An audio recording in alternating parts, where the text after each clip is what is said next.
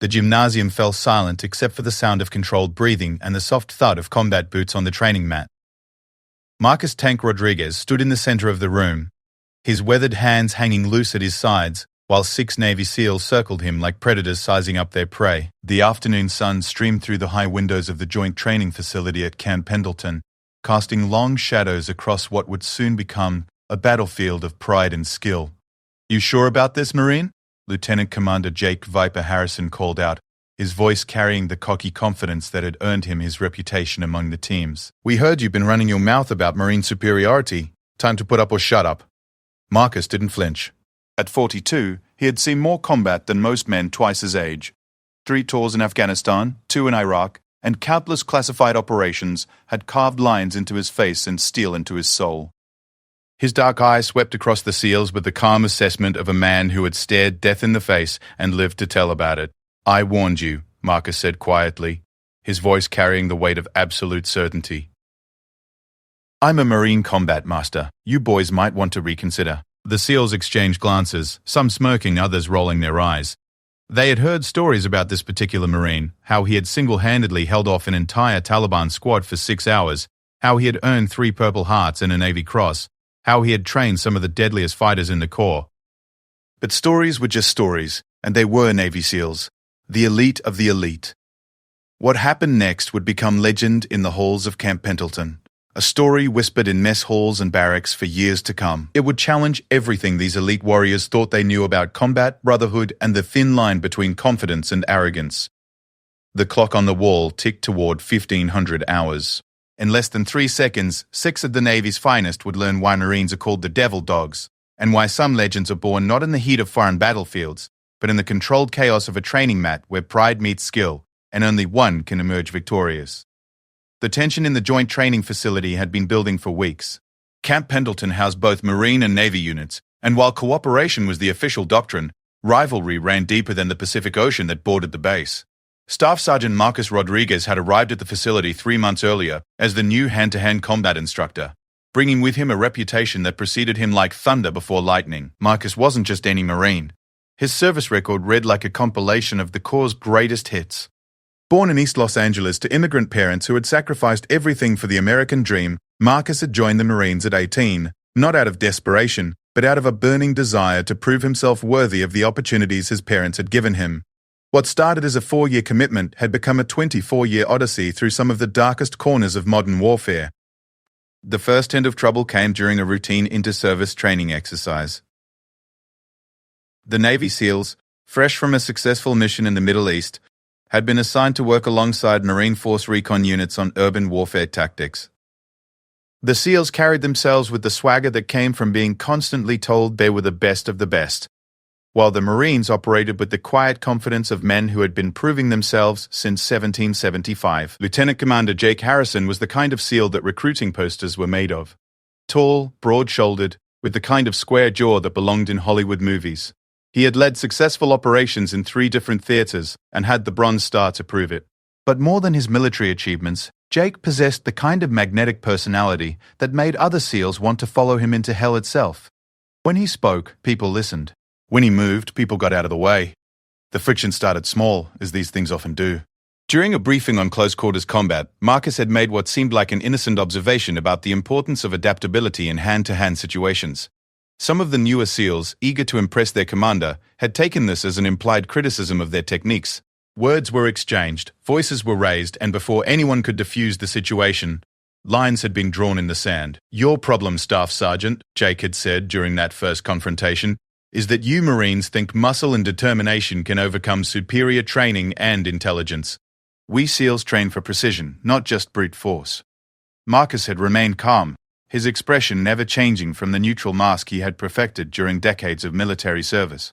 "Respectfully, Commander, I think your problem is that you've been told you're special for so long, you've forgotten that in a real fight, there are no participation trophies." The room had gone silent at that moment. Marines and SEALs alike recognized the challenge that had just been issued. In the military, respect was earned through action, not words, and Marcus had just called out the Navy's finest in front of witnesses. Over the following weeks, The tension had simmered beneath the surface of official cooperation. Training exercises became more intense, with both sides pushing harder to prove their superiority. The competition might have remained at a professional level if not for an incident during a live-fire exercise that changed everything. A young Marine corporal named Jimmy Martinez had been struggling with a particular urban assault technique. The 19-year-old from small-town Texas was eager to prove himself, but lacked the confidence that came with experience. During a practice run through a mock building, he had hesitated at a crucial moment, unsure of the proper procedure for clearing a room when civilians might be present. Several SEALs had witnessed the hesitation and, in what they probably considered good-natured ribbing, had made comments about Marine training standards. The comments weren't particularly harsh by military standards, but to a young Marine trying to earn his place among warriors, they might as well have been bullets. Marcus had found Jimmy that evening, sitting alone in the mess hall, staring at a tray of food he hadn't touched. The kid's shoulders were slumped in defeat, and Marcus recognized the look of a young warrior questioning whether he belonged among the elite. "You know what the difference is between a SEAL and a Marine, Martinez?" Marcus had asked, settling down across from the corporal. "What's that, Staff Sergeant?" A SEAL will tell you how good he is before the fight. "A Marine will show you how good he is during the fight." Marcus had leaned forward, his voice dropping to the tone he reserved for the most important lessons. "Those boys over there, they're good at what they do. I won't take that away from them. But they've forgotten something important. Being the best isn't about what you can do when everything goes according to plan. It's about what you can do when everything goes to hell, and you're the only thing standing between your brothers and the enemy." That conversation might have been the end of it, just a staff sergeant building up a struggling Marine's confidence. But Jake Harrison had been nearby, and he had heard every word. More importantly, he had heard what he interpreted as Marcus claiming that Marines were somehow superior to SEALs when the chips were down. The next morning, Jake had approached Marcus directly. They met outside the training facility just as the California sun was beginning to burn off the morning fog. Other service members, sensing the electricity in the air, found reasons to be nearby but not too close. "Staff Sergeant Rodriguez," Jake had said, his voice carrying the authority of command but also the edge of personal challenge. "I think we need to settle something." Marcus had been adjusting his equipment belt, preparing for another day of training, but he stopped and gave Jake his full attention.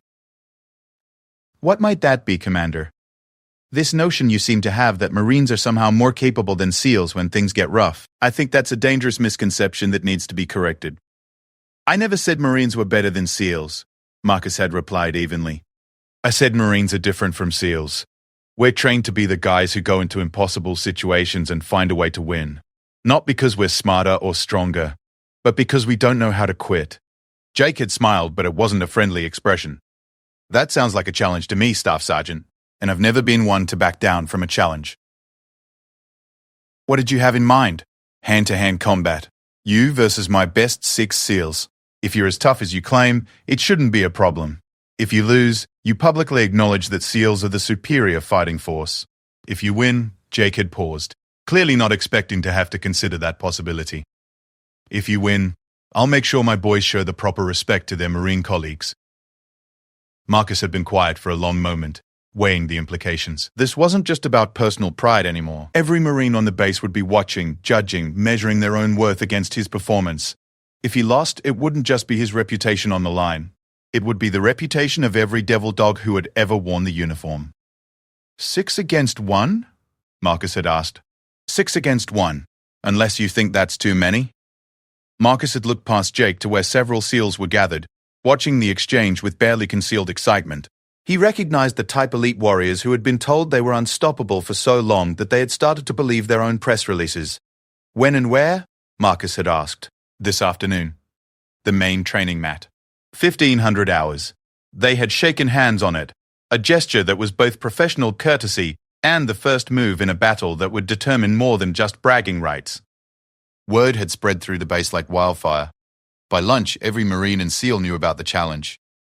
Bets were being placed, loyalties were being declared, and the afternoon training session had been transformed into something approaching a gladiatorial contest. Marcus had spent the lunch hour alone, not eating, not talking, just thinking. He had been in countless fights over the years, both in training and in combat, but this felt different. This was about more than winning or losing. This was about the soul of what it meant to be a Marine. At 14:30 hours, he had made his way to the training facility. The gymnasium was packed with service members from both branches, creating an electric atmosphere that felt more like a championship boxing match than a military training exercise. The SEALs were confident, joking among themselves, performing stretching routines that looked more like choreographed demonstrations than preparation for combat. Marcus had stood in the center of the mat, his mind clear and focused. He thought about Jimmy Martinez, about all the young Marines who would measure their own worth against what happened in the next few minutes. He thought about his parents who had taught him that respect was something you earned, not something you demanded. Most of all, he thought about the Marine Corps motto that had guided him through 24 years of service: Semper Fidelis, always faithful. The SEALs had formed a circle around him, their confidence evident in every movement. These weren't just any Navy personnel, these were operators who had trained in the most advanced combat techniques, who had proven themselves in the world's most dangerous places. Lieutenant Commander Harrison stood at the edge of the mat, arms crossed, wearing the expression of a man who was about to enjoy watching his point being proven. "Last chance to back out, Staff Sergeant," Jake had called out. "No shame in admitting you bit off more than you can chew." Marcus had rolled his shoulders, feeling the familiar looseness that came before combat. His breathing was steady, his pulse normal, his mind focused on the task ahead. This was what he had trained for his entire adult life. Not specifically this moment, but moments like it, when everything came down to skill, determination, and the will to push beyond what others thought possible. "I warned you," Marcus had said quietly, his voice carrying clearly through the hushed gymnasium. "I'm a Marine combat master." The SEALs had exchanged glances, some rolling their eyes at what they perceived as typical Marine bravado. They had heard stories about Marine combat instructors, but stories were just words. In 3 seconds, words would become action, and action would reveal the truth that lay beneath the rhetoric. The silence stretched out like a held breath, broken only by the soft shuffling of feet on the training mat and the distant sound of aircraft taking off from the base's runway. Marcus stood perfectly still in the center of the circle, his eyes moving from one SEAL to another, reading their intentions, calculating distances, preparing for the storm that was about to break around him. At exactly 1500 hours, the first SEAL made his move, and the legend of what would become known as the 3-Second War began to unfold in ways that no one in that crowded gymnasium could have possibly anticipated. The first SEAL to move was Petty Officer First Class Derek Mongoose Chen, a compact fighter known throughout the teams for his lightning-fast reflexes and technical precision. Chen had earned his nickname during a particularly harrowing extraction in Somalia, where his quick thinking had saved his entire squad from an ambush. Now, as he stepped forward with the fluid grace of a trained killer, he represented everything the SEALs believed about themselves: superior training, tactical thinking, and the kind of confidence that came from never having been truly tested. Chen's approach was textbook SEAL combat methodology. He moved in a low crouch, his center of gravity shifted forward, his hands positioned for both striking and grappling. His plan was simple and effective: close the distance quickly, take Marcus to the ground where numbers would become an overwhelming advantage, and end the fight before the Marine could establish any kind of rhythm or momentum. What Chen couldn't have known was that Marcus Rodriguez had spent the last 24 years studying not just how to fight, but how to read fighters. In the span of Chen's first 2 steps, Marcus had analyzed his opponent's stance, recognized his intended strategy, and formulated a counterattack that would neutralize not just Chen, but potentially 2 or 3 of his teammates in the opening seconds. Marcus didn't move until Chen was within striking distance, and when he finally acted, it was with the kind of explosive precision that could only come from decades of combat experience. As Chen reached for what he thought would be a controlling grip on Marcus's uniform, the Marine shifted his weight slightly to the left and delivered a lightning-fast uppercut to Chen's solar plexus. The strike wasn't telegraphed, wasn't preceded by any visible preparation, and landed with the kind of impact that shut down the nervous system like a circuit breaker tripping under overload. Chen dropped to his knees, gasping for air that wouldn't come. His carefully planned attack transformed into a desperate struggle just to breathe. But Marcus was already moving, his body flowing like water around Chen's collapsing form to engage the next threat. Petty Officer Second Class Mike Hammer Thompson had been moving to flank Marcus from the right, confident that Chen's initial attack would create the opening he needed. Thompson was the kind of SEAL who solved problems through overwhelming force. At 230 pounds of muscle and determination, he had bulldozed his way through every challenge the Navy had thrown at him. His strategy was as straightforward as his nickname suggested: grab Marcus in a bear hug, use his superior size and strength to control the Marine's movement, and squeeze until something gave way. Thompson never got the chance to implement his plan. As he lunged forward with his arms spread wide, Marcus dropped into a crouch so low that he seemed to disappear beneath Thompson's reaching arms. In the same fluid movement, Marcus drove his shoulder into the back of Thompson's knee while simultaneously sweeping his other leg. Physics took over from there. Thompson's forward momentum, combined with the sudden elimination of his base of support, sent him crashing into the mat with the kind of impact that shook the floor and rattled teeth. But the most impressive aspect of Marcus's counterattack wasn't the technique itself. It was the way he used Thompson's falling body as a weapon against the third attacker. Petty Officer First Class Tony Blade Ramirez had been approaching from Marcus's left, moving with the kind of calculated patience that had made him one of the team's most effective close-quarters specialists. Ramirez wasn't interested in quick victories or flashy techniques. He planned to wait for the perfect moment, then end the fight with a single, precisely placed strike that would drop Marcus like a bad habit. Ramirez's patience became his downfall. As Thompson crashed to the mat, Marcus grabbed the falling SEAL's uniform and redirected his momentum directly into Ramirez's path. 230 pounds of descending Navy SEAL proved to be an irresistible force, meeting an immovable object. Ramirez had perhaps half a second to register what was happening before Thompson's body slammed into him like a human missile. Both SEALs went down in a tangle of arms and legs. Their carefully coordinated attack transformed into a Three Stooges routine played out at bone-breaking speeds. The gymnasium had erupted in chaos. Marines were on their feet, cheering and shouting encouragement. SEALs stared in stunned disbelief at what had just happened. In less than 3 seconds, half of their elite strike force had been neutralized by a single Marine who barely seemed to be breathing hard.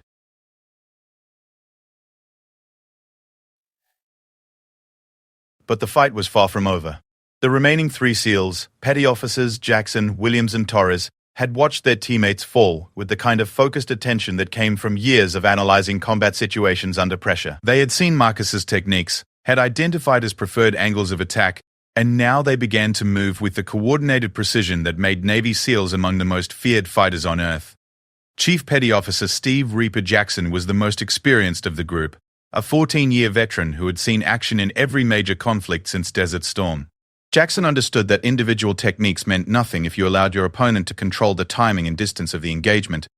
His strategy was to force Marcus into a defensive position by attacking from multiple angles simultaneously, creating confusion and overwhelming even the most skilled fighter's ability to respond. "Take him together," Jackson commanded, his voice carrying the authority of countless combat operations. "Don't give him space to think." The 3 SEALs spread out in a triangular formation, each taking a different angle of approach. Jackson himself moved to attack Marcus's center line, while Williams and Torres positioned themselves to cut off any potential escape routes. It was a classic military tactic, overwhelming force applied with tactical precision to eliminate any possibility of enemy maneuver. For the first time since the fight began, Marcus found himself in a genuinely challenging position. Fighting multiple opponents required not just superior technique, but an almost supernatural ability to process multiple threats simultaneously while maintaining defensive positioning that prevented any single attacker from gaining a decisive advantage. It was the kind of situation that separated good fighters from legendary ones. Marcus centered himself on the mat, his breathing remaining steady despite the adrenaline that was surely coursing through his system. His eyes moved constantly, tracking each approaching SEAL, calculating distances and timing with the kind of mathematical precision that came from having his life depend on such calculations hundreds of times before. Jackson attacked first, launching a combination of strikes designed to force Marcus backward into the waiting arms of his teammates. But Marcus didn't retreat. Instead, he stepped forward into the attack, accepting a glancing blow to his shoulder in order to close the distance and eliminate Jackson's ability to generate power in his strikes. What happened next was like watching a masterclass in the application of leverage and timing. Marcus caught Jackson's extended arm and used it as a fulcrum, spinning the SEAL around so that his body blocked Williams's approaching attack. At the same time, Marcus's free hand shot out in a devastating palm strike to Jackson's temple, a blow that didn't knock the SEAL unconscious but certainly scrambled his ability to coordinate his movements for the next several seconds. Williams, finding his path blocked by Jackson's suddenly unsteady form, tried to adjust his angle of attack. It was a reasonable tactical decision that would have worked against almost any other opponent. But Marcus had been expecting the adjustment. As Williams shifted his weight to move around his teammate, Marcus released Jackson and dropped into a leg sweep that caught Williams completely off guard. Williams hit the mat hard, the impact driving the breath from his lungs and leaving him gasping like a fish out of water. But even as Williams fell, Marcus was already moving to address the final threat. Torres had positioned himself behind Marcus during the exchange with Jackson and Williams, waiting for the perfect moment to apply a chokehold that would end the fight decisively. It was smart tactical thinking. Wait for your opponent to commit to engaging other threats, then attack from his blind spot with a technique that would render fighting ability irrelevant. Torres moved with the stealth that had made him valuable in reconnaissance operations, his approach silent and professional. His hands were positioned perfectly for a rear naked choke, a submission hold that could render even the strongest opponent unconscious in seconds when applied correctly. But Marcus Rodriguez had not survived 24 years of military service by allowing enemies to approach from behind undetected.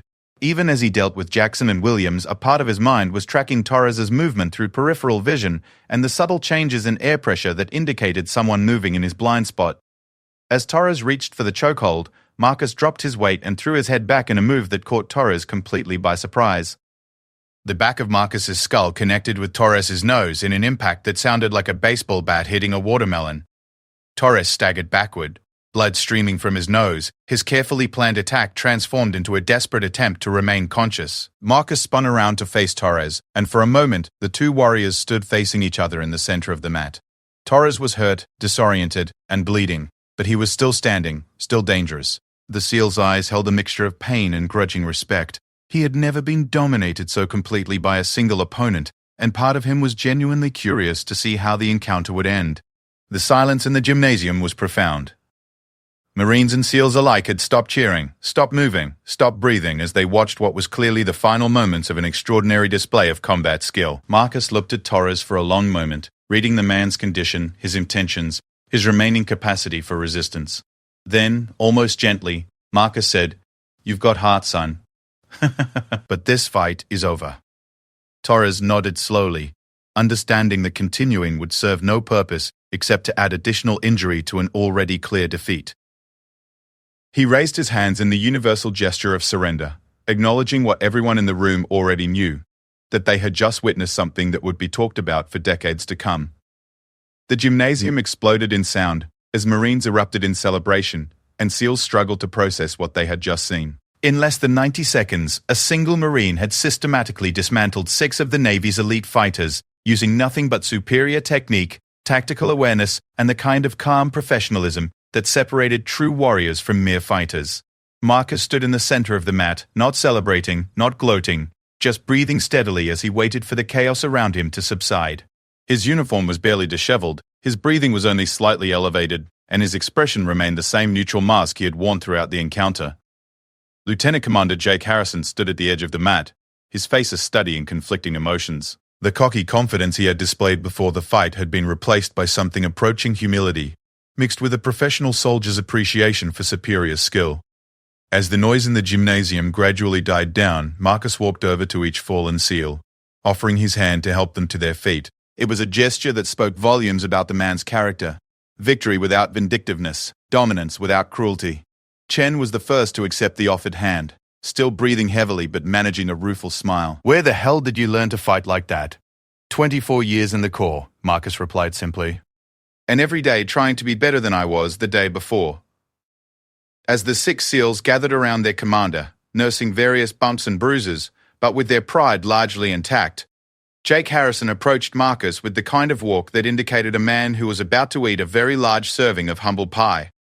"Staff Sergeant," Jake said, his voice carrying a note of respect that hadn't been there before the fight. "I think we owe you an apology." Marcus shook his head. "No apology necessary, Commander. Your boys are good fighters. They just learned something today that takes most people a lot longer to figure out." "What's that?" "That being the best isn't about what you can do to your enemy," Marcus said, looking around at the gathered SEALs with something approaching fatherly pride. "It's about what you can do for your brothers. These men fought well today. They fought as a team, they adapted when their initial plan failed, and they knew when to surrender rather than take unnecessary punishment. Those aren't the qualities of defeated men. Those are the qualities of professional warriors." The atmosphere in the gymnasium had shifted completely. What had started as an inter-service rivalry had been transformed into something approaching mutual respect and understanding. But more than that, every service member present had witnessed a masterclass in what it truly meant to be a warrior, not just someone who could fight, but someone who understood that true strength lay in knowing when and how to use that ability. As the crowd began to disperse and the participants started to clean up the training area, Marcus found himself surrounded by young Marines and SEALs alike, all eager to learn from someone who had just demonstrated capabilities that bordered on the superhuman. But even as Marcus began to answer questions and share techniques, his mind was already moving ahead to the larger implications of what had just happened. Word of this encounter would spread far beyond Camp Pendleton. It would become legend, embellished and exaggerated with each telling until the truth would be almost unrecognizable. More importantly, the young warriors who had witnessed this demonstration would carry the lessons learned into their own careers, their own moments of crisis, their own tests of character and capability. In that sense, the 3-Second War had accomplished something far more valuable than settling a simple dispute between services. It had provided a template for what was possible when training, determination, and character combined in the crucible of controlled combat. The afternoon sun was still streaming through the gymnasium windows as Marcus finally made his way toward the exit, leaving behind a room full of warriors who had learned that legends were not born in distant battlefields, but in moments when ordinary men chose to do extraordinary things. The morning after what was already being called the 3-Second War dawned gray and overcast, with marine layer fog rolling in from the Pacific to shroud Camp Pendleton in a thick blanket of California mist. But despite the gloomy weather, there was an electricity in the air that hadn't been there the day before. Word of Marcus Rodriguez's extraordinary demonstration had spread through the base like wildfire, and by breakfast, every service member on the installation knew at least one version of the story. Marcus arrived at the training facility an hour before his scheduled classes, as was his habit. He preferred the quiet time before the chaos of the day began, using those precious moments to center himself and prepare for whatever challenges lay ahead. But as he approached the gymnasium, he realized that quiet was not going to be an option. A crowd had already gathered outside the building. Marines, SEALs, Air Force personnel, even some civilian contractors who had heard about the previous day's events. They weren't there to cause trouble or seek confrontation. They were there because they wanted to learn from someone who had just demonstrated capabilities that seemed to exist only in movies and military legends. Among the crowd, Marcus spotted the 6 SEALs who had participated in the challenge. Derek Chen was sporting a spectacular bruise on his ribcage where Marcus's uppercut had landed. But he was moving normally and seemed to have suffered no lasting damage. Mike Thompson had a slight limp that suggested his collision with the mat had been more jarring than he'd initially realized. Tony Ramirez's nose was taped and slightly swollen, but his eyes were clear and alert. The others showed various minor signs of their encounter with superior fighting skills, but all appeared to be in good spirits. What surprised Marcus most was that Lieutenant Commander Jake Harrison was among them, and he was the first to approach as Marcus made his way through the crowd. "Staff Sergeant Rodriguez," Jake said, his tone completely different from the cocky confidence he had displayed the day before. "I wonder if we could have a word." Marcus nodded and gestured toward the gymnasium entrance. "Of course, Commander. Let's step inside." The 2 men made their way through the crowd, which parted respectfully as they passed. Once inside the empty gymnasium, Jake seemed to struggle for a moment, searching for words that would adequately express what he wanted to say. "I came here to apologize," Jake began, "but after thinking about it all night, I realized that an apology isn't really what this situation calls for." Marcus waited patiently, recognizing the struggle of a proud man coming to terms with having his assumptions challenged in the most public way possible. "What I really came to say," Jake continued, "is thank you. You could have humiliated us yesterday. You could have seriously injured my men, could have made us look like fools. Instead, you taught us something valuable about what it really means to be a warrior." Marcus leaned against the wall, his expression thoughtful. "What do you think you learned, Commander?" Jake was quiet for a moment, organizing his thoughts. "We learned that being the best isn't about what you've been told about yourself. It's about what you can actually do when it matters. We learned that confidence without substance is just arrogance waiting to be exposed. Most importantly, we learned that true professionals can disagree without hating each other, and that respect has to be earned, not demanded." "Those are good lessons," Marcus agreed. "But I think you learned something else too." "What's that?" "You learned that your training is excellent, your teamwork is solid, and your heart is in the right place. You just needed someone to show you the difference between being good and being great." Marcus pushed himself away from the wall and faced Jake directly. "Your boys fought well yesterday. They adapted when their initial plan failed, they supported each other when things went wrong, and they knew when to stop before someone got seriously hurt. Those aren't the actions of poor fighters, Commander. Those are the actions of professional warriors who just needed a reality check. Jake nodded slowly, beginning to understand. You're saying we're not starting from zero? I'm saying you're starting from a pretty good foundation. The question is, what you want to build on top of it.